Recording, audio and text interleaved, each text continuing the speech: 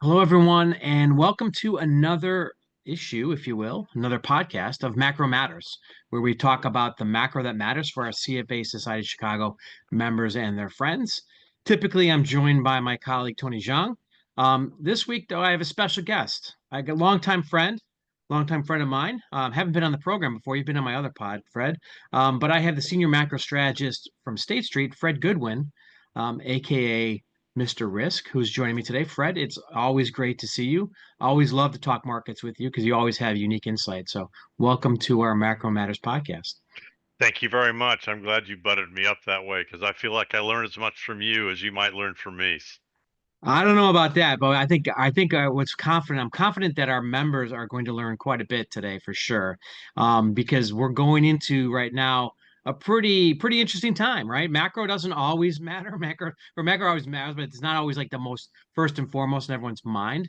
But right now, I think with the data we've got coming out with the Fed meeting, and of course with the U.S. election, there's a lot of macro that I think is on top of people's minds right now. So. Um, but before we kind of get into the election per se, I know one of the topics that you focused on a lot that we've talked about before is this kind of notion of market fragility, right? It's markets sometimes seem so calm, but maybe beneath the surface, there's actually the structure of it is not nearly as healthy as we think. Whether it's passive investing, as some friends of ours like to say, or with zero DTE options, or whatever it is, maybe the market microstructure is more dangerous than we think, and this lack of volatility is actually kind of the Hyman Minsky, the low vol begets volatility, if you will. So I just wanted to get your thoughts on what you're thinking about the market fragility these days, market structure, et cetera.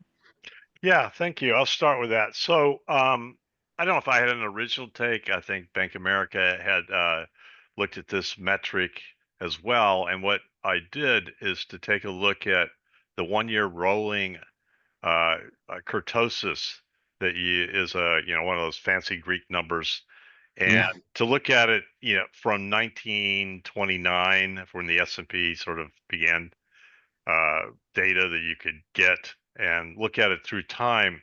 And what you found was that you had these kind of kurtosis events. And just to maybe explain that for those that may not be that familiar with it, what we're talking about is the sort of shape of the distribution. A distribution with high kurtosis is the one with the so-called fat tails, which means that you can have sort of big downward outcomes in your distribution, as opposed to a kind of a normal distribution. You can have a different distribution where the tails are really like less than are predicted as well. But we'll talk about the more fat tail distribution. I believe it's called leptokurtotic. That's probably a big enough word for yeah. everyone. So We just lost a few people, but that's okay. we just lost a few people. Yeah. Anyway, so the point of this exercise is to note the following: that from 1929, more or less, all the way up to 2008, you had one of these spikes about once a decade. Sometimes it was a little more frequent, but pretty much on average once a decade. And since 2008, they're happening all the time. Very, very frequent. They're like an alarmingly frequent. So that made me sort of think about, like, what has changed.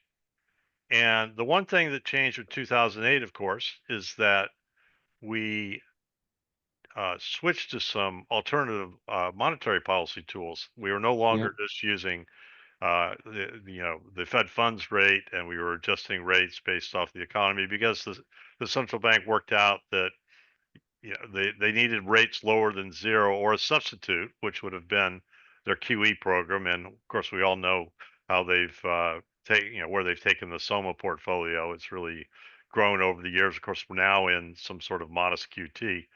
But that made me think about, what was the problem for investors who are running pension funds or longer term investors, is they needed some kind of return, and rates were at zero, and treasury bonds weren't a whole lot higher even when you right. slapped on a term premium.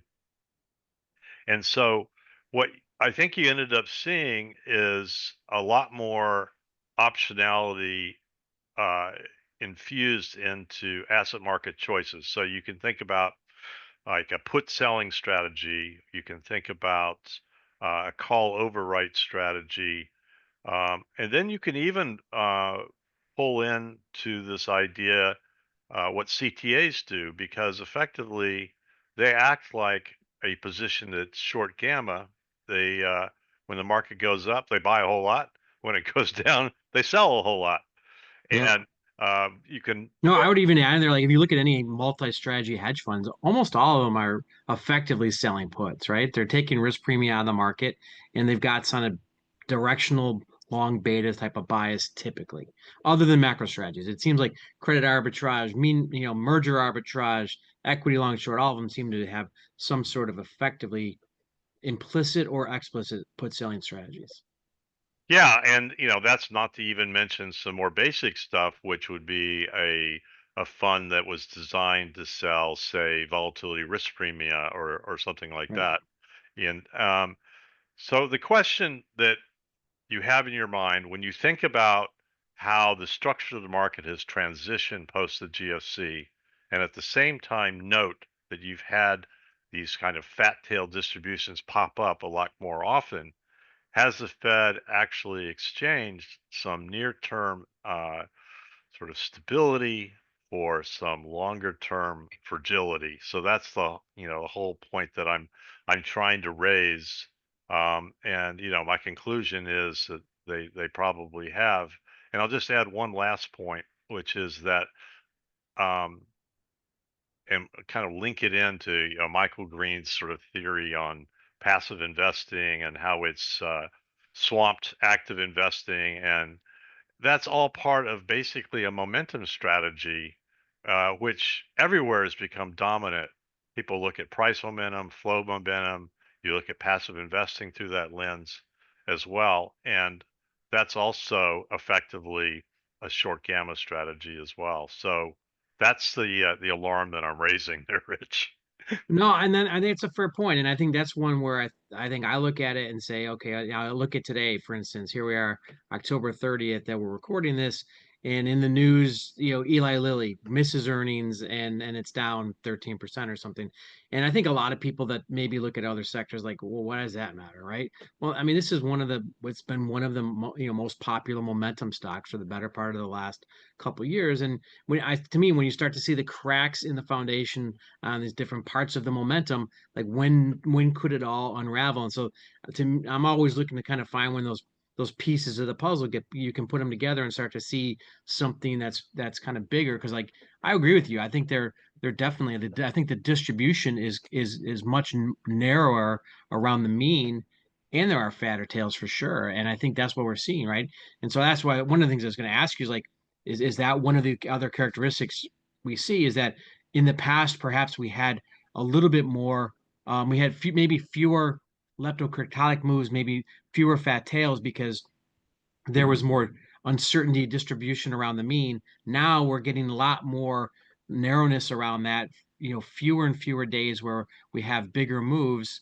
How many, we haven't had too many days with more than 1% move, much less more than 2% move. And so does that lack of volatility create the conditions where we're going to have a lot more volatility, a lot more of these kind of fat tail moves, like you said? Yeah, no, and I was sort of thinking about it in a slightly different lens, which I was thinking to myself over the last, and this might sound a little bit crazy, but I'm just gonna I'm just gonna discuss it. But let's say over the last 100 years, um, there's been maybe 5 times where we've had a 50% correction. Okay. So let's say, you know, 5 in 100, that's a 5% probability effectively of a 50% correction. So if you look at the options market and just take you can look at say a theoretical price of a 2029, 50% out of the money put, and at 100 vol it trades at around a 4 delta. So let's round it up to 5.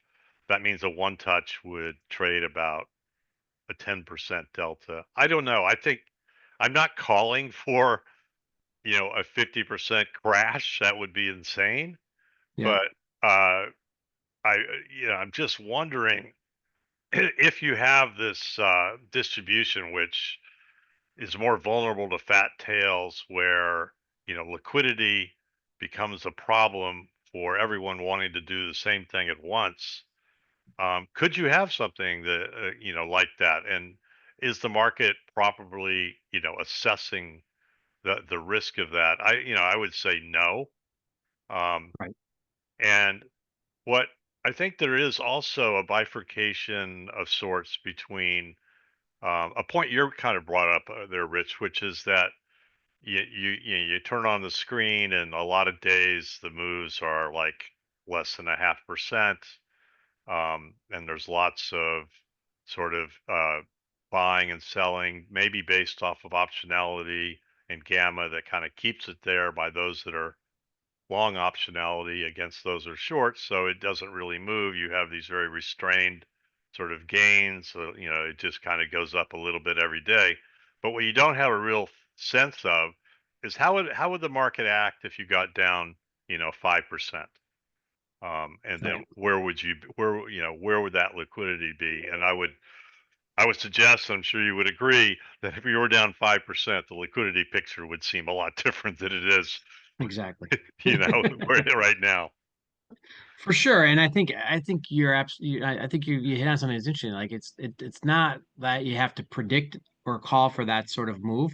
It's the question is for especially for those who are running portfolios or investing, if it's not priced in and you can buy that insurance relatively cheaply, you should probably have that insurance because it's a non-zero possibility of that happening. And if you can buy the insurance and it's priced in such a way that you have that protection. It's underpriced if that insurance is underpriced, and insurance is rarely underpriced. But with all of the put selling, again, with all you look at all the flows into call overwrite funds, ETFs, et cetera. You talked about the alternative risk premium, the risk premium capture that we see with the pension funds. I mentioned the hedge fund strategies that tend to sell puts, and we know that because the allocation, the value at risk or VAR allocation that you see in all the pod shops, their momentum, right? They're chasing returns on the way up and they're getting out of their books on the way down because that's what the VAR tells them to do. It just feels like that they're probably, I don't know what the right strike or the right tenor of that put is, but it does seem like put protection for a lot of investors is probably underpriced. Yeah, I totally agree with that. I mean, and we're not, like we said, we're not talking about like I want to profit from a 3 or 4 or 5% decline in the market from here. Right. I want to somehow have an insurance policy against a complete breakdown of market liquidity and my portfolio losing 20, 30% in a hurry. Uh, effectively an 87 style, 1929 style crash scenario. And, like we said, it's probably highly unlikely it's going to happen, but it could happen. And it has happened in the past. So, somehow you should spend a bit of money to insure yourself against that. Which brings me to another like question and point, and maybe we can share our views on that. Is that I think about structuring portfolios and asking a question: what is more important to you, the return that you expect or the risk that you are taking? Um, and it seems like sometimes it might be more advantageous to focus on the potential return, especially when things are viewed cheaply or, after a significant bear market. Then yes, I might want to emphasize return. But aren't there other times perhaps where the environment feels dangerous, uncertain? You might want to elevate the amount of concern and protection you have to risk. And I don't really see people doing that in general. I just think, you know, it all comes down to what's working. Let's own the Mag 7. It's a momentum trade. Let's stick with it. Let's not worry about the risk. It's 1999. It's it's 2024. Let's just try to maximize the return and not think about the risk. So I don't know if I'm being too gloomy and doomy with I'm saying that, but I just think that the the thinking about the risk of your portfolio should be a little bit more top of mind than it tends to be. I think that's a great question, and I guess I would say I mean I would try to answer by looking through the different buckets of who the marginal buyers or sellers of securities are, and say what's driving their motivations, what are their incentives, right? And we look at this from all securities, right? Because when we talk about risk and return, you're not referring to a particular market. That's how we suggest people, rational people think of all markets, right? That's how you look at the trade-offs between one market versus another, is looking at that reward to risk and normalizing those opportunities. But I think you're right, though, that there really is a lack of concern for risk. And I think a lot of that may be just because, one, we're kind of conditioned to it, because we have had, even in major exogenous shocks, we've had central banks and governments step in to kind of support it. And Mm. so when you do get those big moves, you use, like, that was a head fake and I should have bought the dip, etc. um so I think there's some of that, but I also think that, most people I've come across in my career, they're trying to get paid, and they're trying to not get fired, right? And the not get fired is typically, and oftentimes it's not even because they blew up. It's because they underperformed some bogey, whatever it is, for an extended period of time. And they're more worried about that than they are blowing up, right? So they'd rather take a little bit more risk with the opportunity of getting a bigger bonus, um, and not having that risk of, okay, I've lagged my either I lagged my benchmark, or I didn't, return LIBOR plus 4 or 500, or whatever it is. I think there's always that concern that just going to consistently see this asset outflow. And even in an ETF or passive world, it's about, generating returns that are interesting enough to accumulate assets, because everyone, whether they're long only or long short or active versus passive, is in the asset accumulation game. And the asset accumulation tends to go to returns and not to risk management. Is that fair? That is totally fair, and I think any conversation where you can insert the name John Maynard Keynes is a winner. And so I remember him discussing what he would call the agency problem, which Yep, was effectively the asset manager's uh, priority is maybe not your priority, his priority, as you say. And, why do they all sort of huddle together is exactly what you're saying. They don't want to be the one that gets fired because they've been the one brave enough to deviate. And so the career risk is too high. So even if one was maybe inclined to take a different view from the crowd, there's no incentive to do that. yep, But then the second point of that is that, uh, the incentive structure for a fund who is gathering assets and getting paid on having the most assets because they charge fees or whatever. That's different than what might be aligned with the individual investor's goal, which is to for avoid sure. disasters and or alternatively at market lows to be fully invested or something like that. I think that agency problem is kind of right, is a good point, and that's sort of what you were getting at there. Yeah, and I think you're right. And I think in some ways it's interesting that when you talk about the individual investors, you know, especially as we have this demographic shift and we're having whatever it is, 10,000 people retiring every day here in the US, you would think that risk would start to creep into their mindset a lot more than return. And holding on to assets and, return of capital, not return on capital, as we say, might become, much more important. But right now, like you said, it's the party's still on. And so I think there's too much FOMO for people to want to focus on that. But what there might be, what you have to think to yourself, okay, what would be that catalyst, or that shock, or that news item that would get people to focus on that. And maybe channeling Keynes again, where he kind of talks about how in the short run the market's a voting machine, and in the long run it's a weighing machine. And Hmm. here in the short run we've got voting machines all over the place. And so maybe we can pivot here and talk about You talk about potential catalysts, potential shocks, potential votes, maybe more votes than they're even registered. Who knows? Um, we've got the election coming up next week, and I've heard a number of people. Ken Griffin said it yesterday at some place, and there's some conference in Saudi Arabia. I've heard others kind of reference that that the markets are pricing in the Trump victory and the Trump trade, et cetera. What I don't know. I mean, I can maybe I personally think I can make the case for either candidate and what the market's pricing. But I wonder what do you think about what the market may or may not be pricing in and why that is right now. Yeah, so the most simplistic chart is to graph the poly market Trump against the 10-year yield. Yep. It looks pretty good. I think the important thing, though, is to think about the uncertainties around the result. I do think it does look likely that Trump's going to win, but that is a obvious uncertainty. Um, and we don't know if it's going to be a close contested election or what the few days afterwards, or if we even have a result the next day, if some states will still be counting.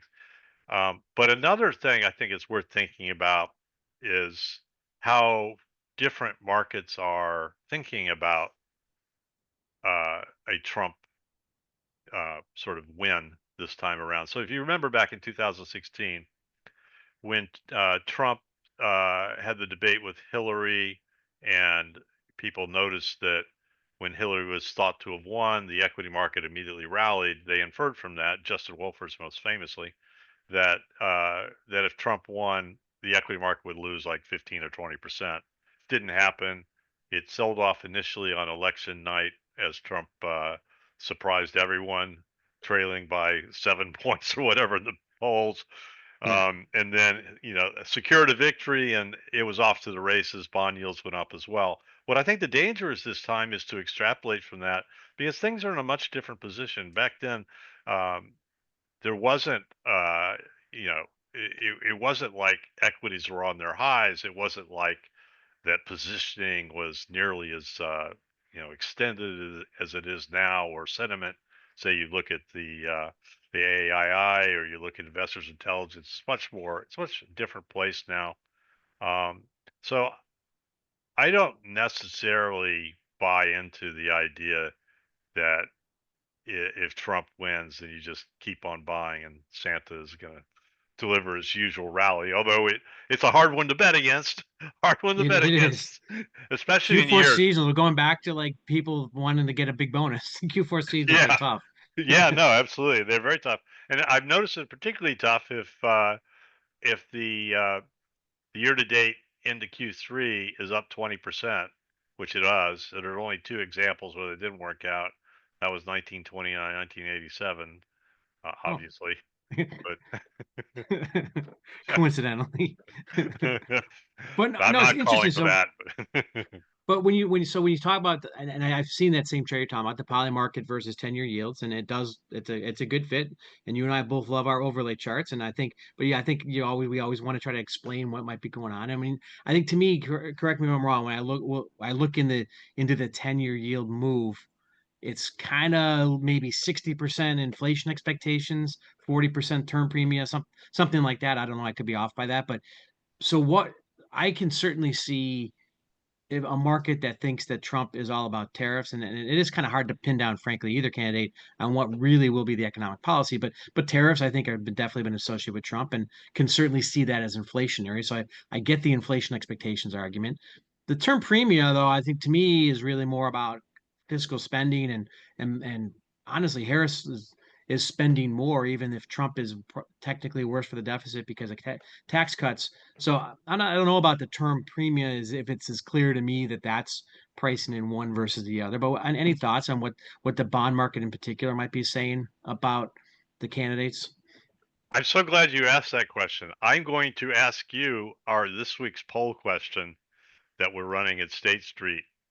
And the question is exactly what you're talking about, Rich. So, why have bond yields gone up like, I don't know, 63 basis points or so from uh, Well, it happened. The low was actually the day the Fed cut rates. So here are your Yep. options. Here are your options. Option one is Trump surging in the polls.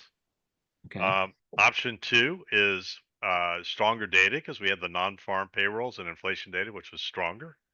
Um, and option three is, well, at the time of the first rate cut, a lot was priced in, and it didn't, and there's kind of been a rethink, or perhaps, uh, long people who invest at the long end kind of liked it when the Fed was keeping rates high, and maybe there was a possibility of another hike, but you scare them once you start cutting rates Yeah. because now Yeah. you know where you're going, and so there's kind of a less of an insurance premium for you now, against inflation having a second act. So, which one of those do you like? Well, I think I would probably vote a lot more on option three. And I think it's not entirely different than option two because I do think if I think about it, what's going on is that maybe there's a realization that the market is that the odds of a recession are probably lower than a lot of people think. Not that many people were thinking they were really high, because I think soft landing and if you look at the Hartnett Global Fund Manager Survey, I think soft landing and no landing combined were like 90%. So it wasn't like a lot of people were thinking recession, but I think, and in my personal opinion, is that we're going to see a higher risk of a reacceleration of inflation. And so I look at that, and I look at 10-year around 3.6, and I think to myself, this move in inflation expectations, and I think it's frankly, regardless of who wins the election, I think you're going to see more fiscal spending and more concerns over the deficit. And I think ultimately, as I've been saying probably for 4 or 5 years now, that in an economy of too much debt, inflation's not only a risk, it's the goal. I think for politicians, it's the Hmm. goal. That's the only way to get out of too much debt. We've probably shown that we're not going to grow our way out of it. We certainly have no appetite to restructure our way out of it, even though we seem to get to the cusp a few times with the debt ceiling. We don't want to default. I think we all know in our hearts we don't want to default out of it. And so to me, inflating our way out of it is and it's the politically easy choice, at least now, until we start to get to the unfunded liability issues, which will hit us in the face before the next election, but certainly not in this one. So I think from the political standpoint, inflation's the goal. I think the Fed kind of knows this. Um, and so I think they're going to have to back off those rate cuts. I think maybe coupling into that, it's not really one of the choices is who's the marginal buyer of treasuries. I mean, obviously you've got those financial institutions that have to buy them for regulatory purposes. But you look at global investors, I don't know, I mean maybe I look at you look at Boons versus bonds or JGB versus bonds or others is like that's something I think you got to keep an eye on, and what's the foreign component of the bond auctions. Perhaps because spreads are still relatively attractive, they'll participate at 4% or below. But I think a bigger component of who's going to be expected to buy an increasing amount of U.S. debt is going to be all of these baby boomer retirees in the U.S. who want to kind of lock in some sort of rate, whether it's actually treasuries or it's corporate bonds. It's all kind of tied together. And I think as we get below 4.5, closer to four, even lower, they're just like no interest. I think they're willing to lock it in, as we approach five, and they certainly still like that idea of even 4.5, 4.75 in cash. I just think that there's a lot of retirees that want to lock it in, whether it's in investment grade corporates or treasuries, and the yields just got too low as you look further out, and so they're like just lack of demand, and it's backed up and said, okay, I know I've got reinvestment risk, but I'll hold on to something shorter term here until I get a level that I like. And so I think my answer is long-winded, but it maybe fits into bucket three a little bit more. Right. So the 75-year-old guy who plays golf who owns NVIDIA is going to buy some treasuries. Barbell approach, right? you Excellent. know, 80% treasuries, 20% Nvidia, so that he has something to talk about at the cocktail party after golf, but he's paying for golf with his treasury coupons. Yeah. Okay. So I think that largely people who are in retirement need to listen to Rich because I don't think they largely have done the prudent thing. There used to be this rule of 100. I don't know if you've ever heard it.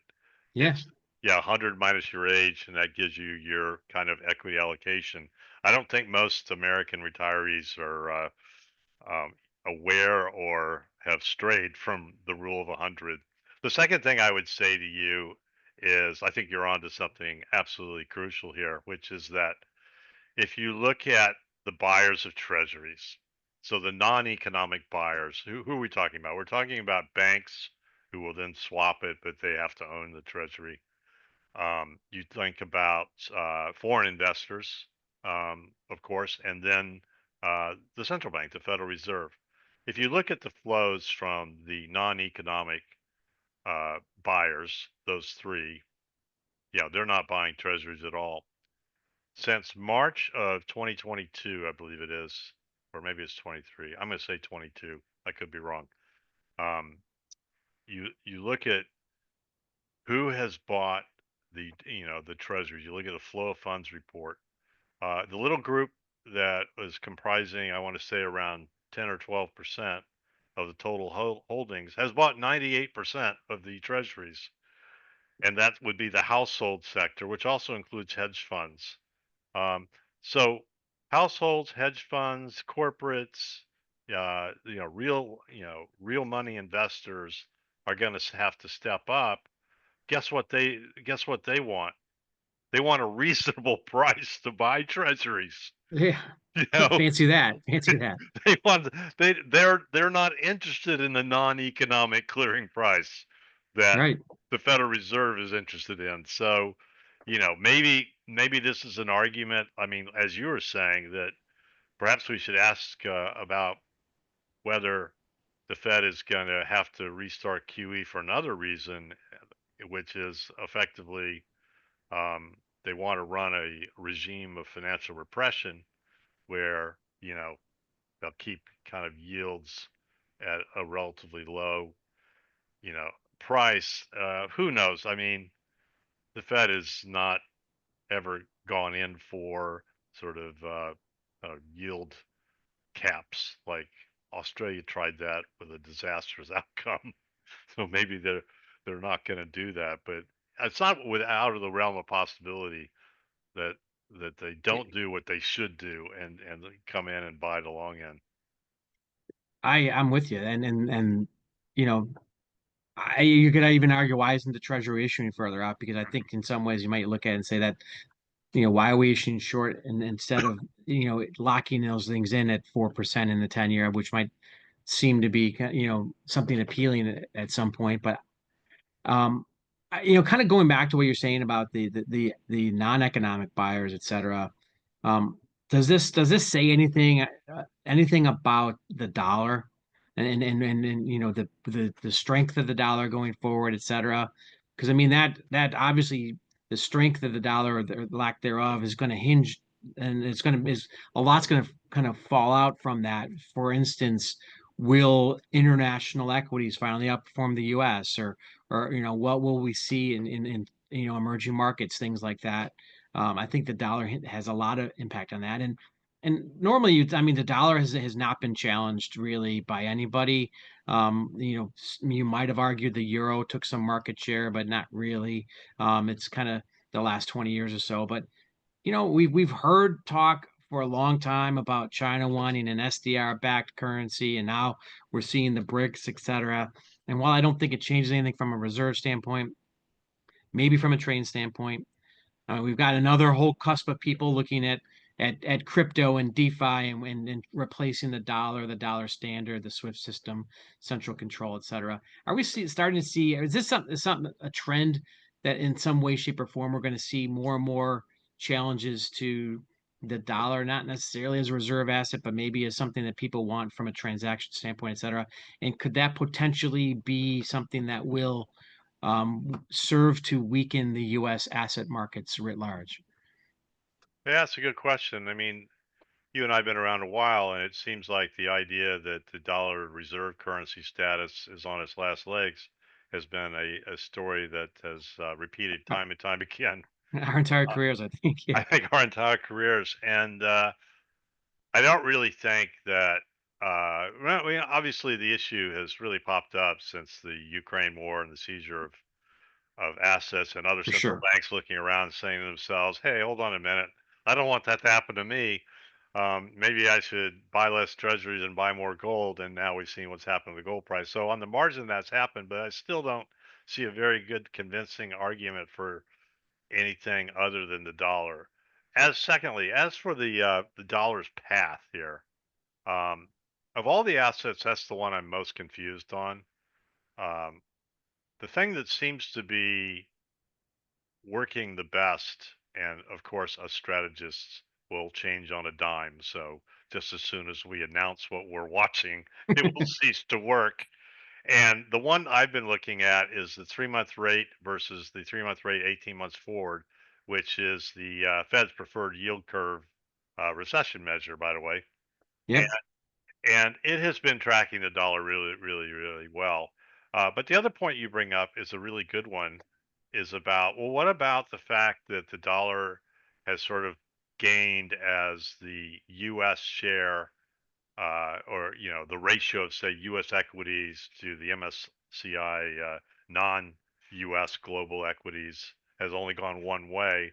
Um, I guess U.S. equities now are like 50% of the total pie, or something ridiculous, It's crazy. some ridiculous number like that. And the dollar has more or less kind of coalesced with that. But then, um, the interesting point, my last point here, is like, what would happen if that turned? For example, what if the shine came off the Mag 7 and the US tech sector, and all these foreign investors who hold it, ran for the X's? In theory, that should be bad for the dollar, but we only have one kind of analog to this, was around the dot com. And the interesting thing about that was, as the dot com was exploding and the Fed took rates down from, I believe, 6% all the way down to 1%, maybe. I can't remember exactly how far we went. Anyway, during that period, the dollar kind of range traded till around 2002, and then it came off. So if that's your only single analog, there's an example of clearly non-U.S. money leaving the U.S. market, but it didn't seem to impact the dollar. I'm confused on the dollar. Help me, Rich. No, I totally hear you. I think that's super fair because you're right. That I mean, I think that as much as I don't want to like sit there and say that this is this is tech boom or tech bubble all over again, there are a lot of similarities in what's going on, and you're right that should have been a time when we saw material dollar weakness. Um, and it was also at a time when frankly you're seeing the introduction of the euro, et cetera, and so there wasn't maybe a stronger alternative, and so that I would have to your point, would have expected it. The only thing I might suggest that that maybe even though the money was flowing out of U.S. tech stocks, um, there is also another component that where the U.S. tends to benefit was when the global economy is weakening, the dollar tends to be Hmm. dollar and U.S. assets tend to be the preferred place to go because U.S. economy is frankly less cyclical than a lot of other places in the world, and so there's this kind of the that kind of counter cyclical move into the U.S. And so while it was coming out of U.S. tech stocks, was it going into defensive U.S. stocks? Was it going into an investment grade corporate credit? Was it going into treasuries? And was that ultimately supporting the dollar until finally that kind of gave way? I mean, that's what I wonder, and so that's one of the reasons why it's tough for me to say it's tough to be bearish because in order to be, I think, super bearish the dollar, I have to be super bullish something else.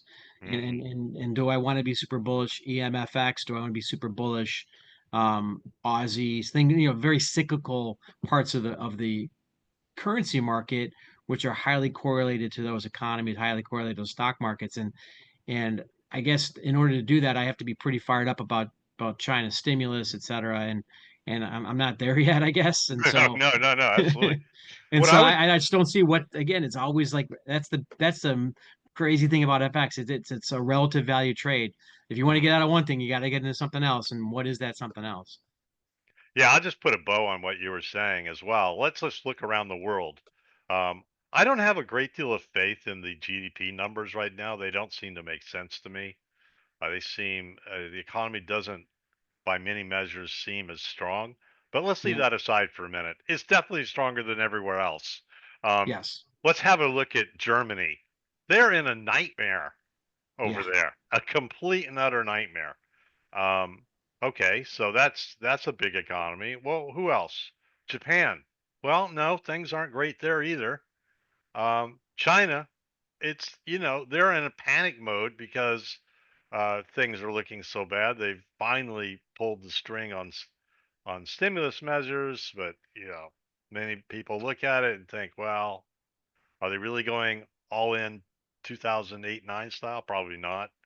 And No, and I think Richard Koo, I mean, I know every time there's a problem somewhere, Richard Koo and the balance sheet recession pop up. Mhm. However, I do think that there's probably a lot more validity of a balance sheet recession in China, where we know there's been a lot of centrally planned and misallocated capital, and we also know there's no social safety net. So putting a few more dollars in people's pockets is probably not going to inspire them to spend when they know they have to save for their own retirement. So they might just say, "Thank you very much. I'll take that money and put it in my under my mattress." I think you need to see a lot of fiscal spending, even though we have too much fiscal spending in the West. I think in China you need to see the fiscal spending, and I just Agreed. don't. I haven't seen it yet, and that's so I think they look more like Japan of the '90s to me. Yeah, I agree with that. I agree with that. I would also say too that um, it is the pushing on the string. It's theory, but the other really interesting thing that has to be observed is just how important the property market is for sentiment. Yeah, how are you going Yeah. to go out and spend if you're a Chinese consumer if you're still worried about your property market, let alone these ideas that you paid for a property that hasn't been built and the company that's supposed to build it is now out of business Yep. and you've put all your money out there. I think if you don't stabilize sentiment somehow in the property market, and I have no good ideas how to do it, and neither does the Chinese, it's hard to see sentiment in the household sector doing any better. Meanwhile, the kind of game plan from the government under Xi is to try to drive growth through, uh, the state-owned enterprises, which is hugely inefficient, and that's just the wrong tack. But it seems a long-term problem. And drawing in that analogy to Japan, some would say it's even worse because they're hitting the demographic wall earlier and in a more severe way than Japan did. But yeah, I totally buy into that. So China, Germany, Japan, you know, maybe that's it. The I dollar. mean, look at if you do want to say, okay, let's look at other emerging markets. Well, India had looked a lot healthier. That's starting to come off a little bit. Central America, clearly, there's a lot of moving parts going on there. That doesn't seem like a place where I'd want to jump in head first.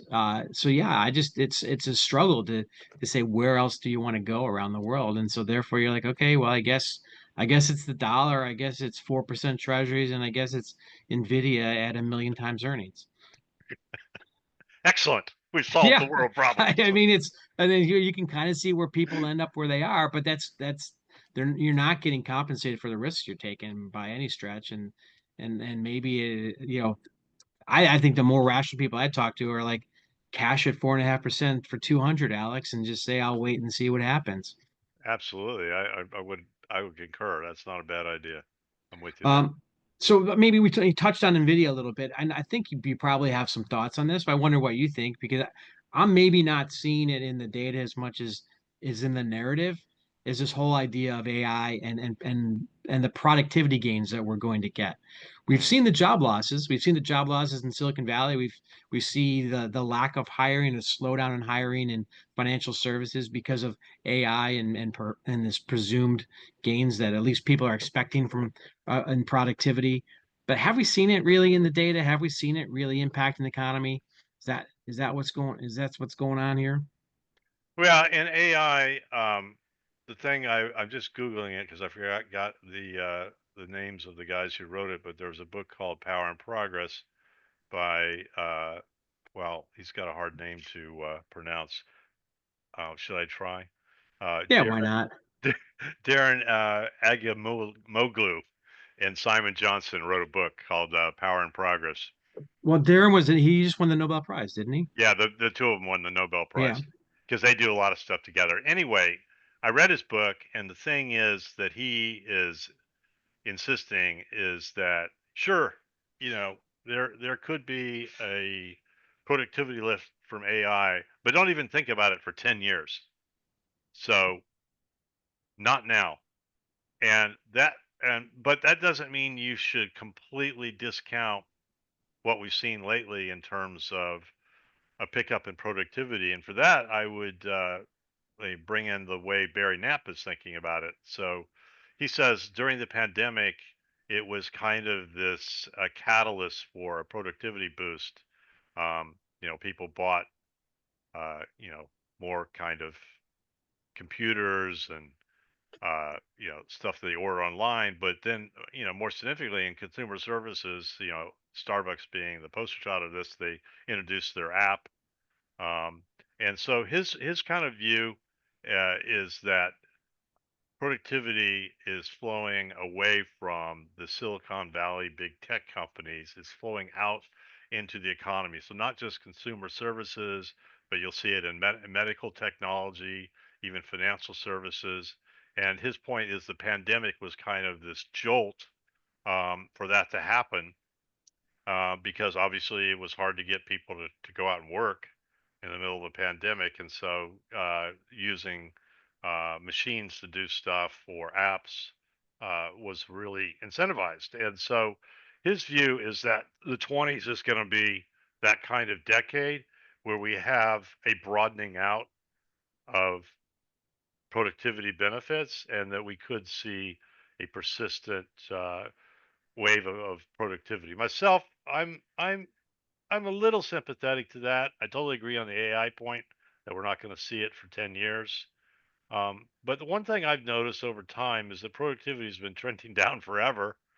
And one of the reasons you might take a view of that is the government sort of share of the economy has been trending up over a long period of time. And the government and productivity are two words that should not be in the same sentence. I couldn't agree more.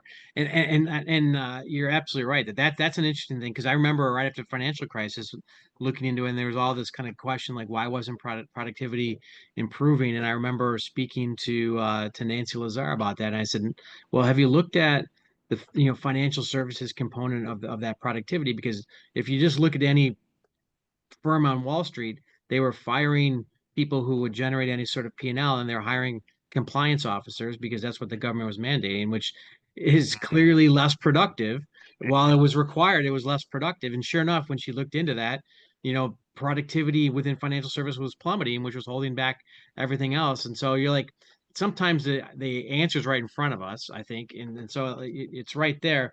And I don't disagree with Barry, but I think the stickiness with what you see is the dock workers on the East Coast and down in the South, the Gulf don't want to add productivity, don't want to add technology.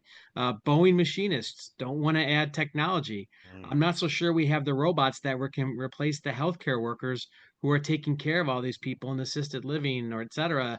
And so I mm, don't know if that's going to be as productive as we think it is. You absolutely mentioned the government for sure.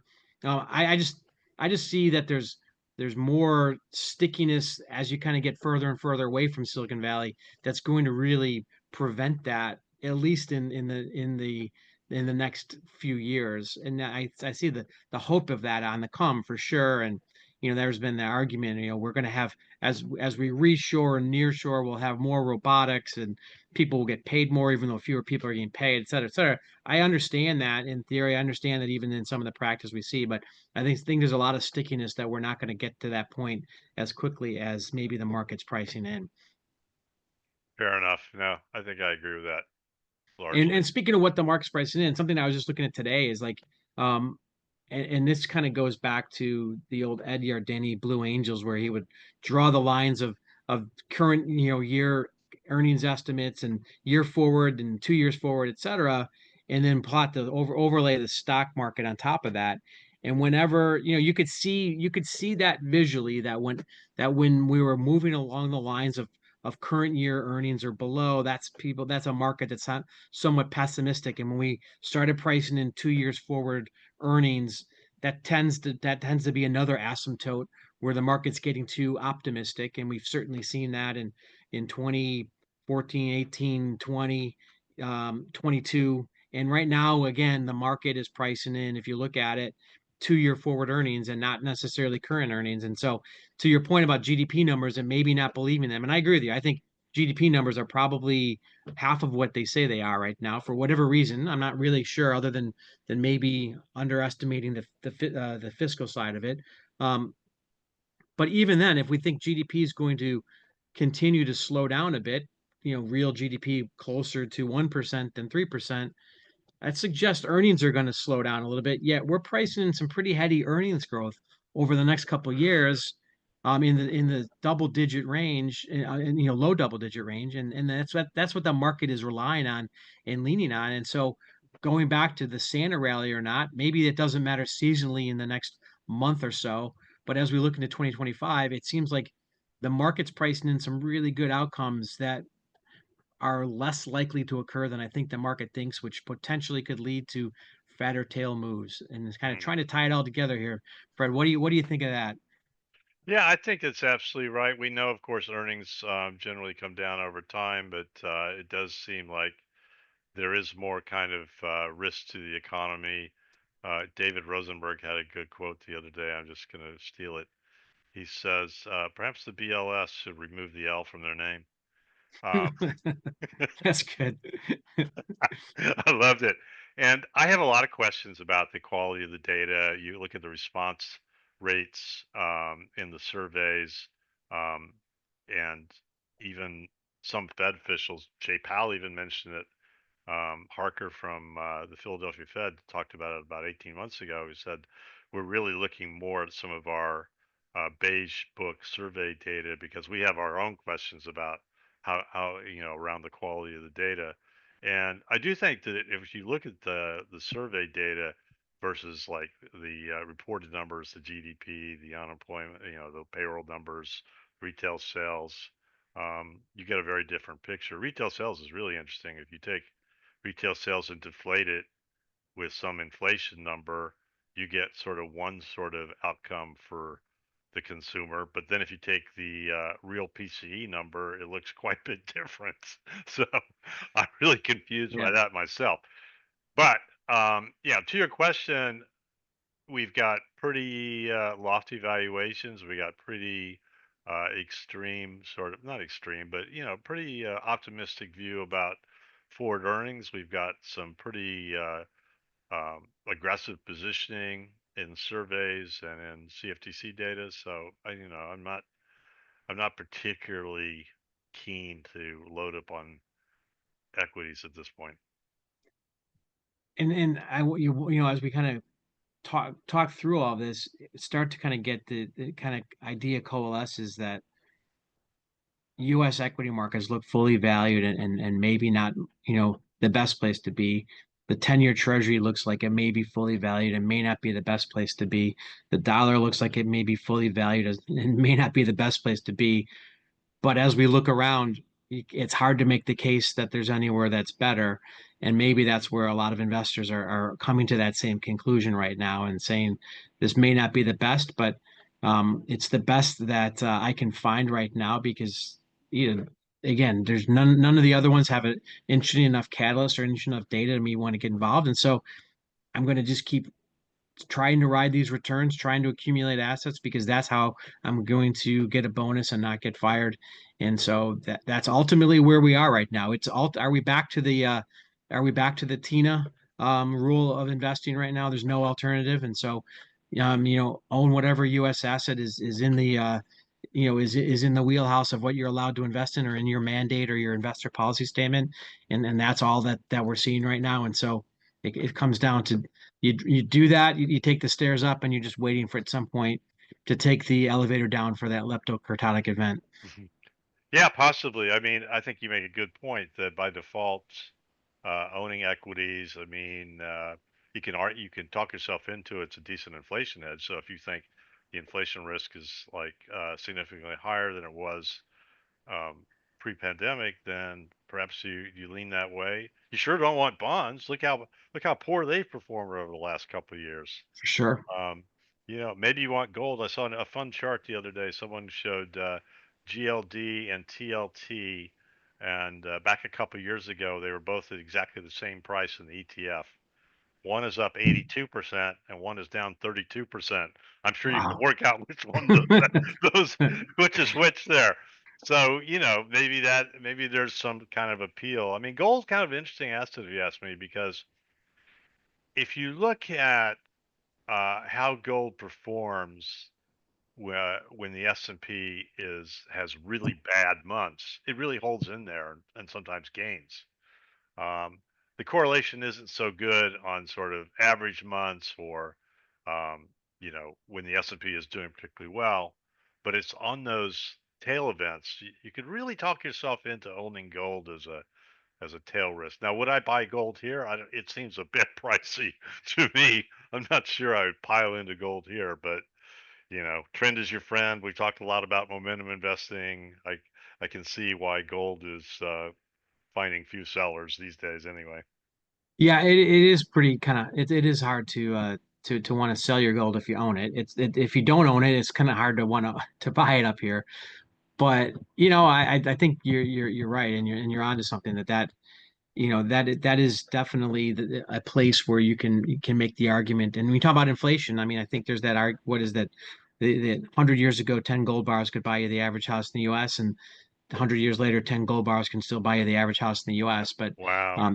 but nothing else has kind of kept up with that. So you see more and more of that, and frankly, I have always viewed Bitcoin as just gold for another generation. I think the people that want to buy Bitcoin say all the same reasons why people want to own gold.